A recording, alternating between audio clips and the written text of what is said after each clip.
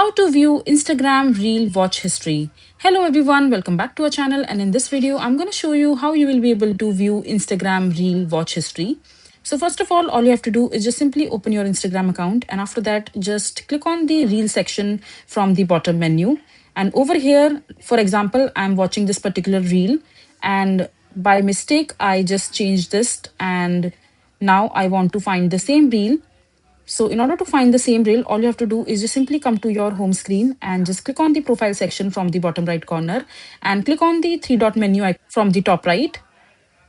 And over here, just simply scroll down and you will be able to see the option called your activity under the how you use Instagram. And over here, when you will scroll down, you will be able to see watch history. Just simply tap on it. And now you can see all these videos that I watched. So this is the video that I was looking for that I was not able to find earlier.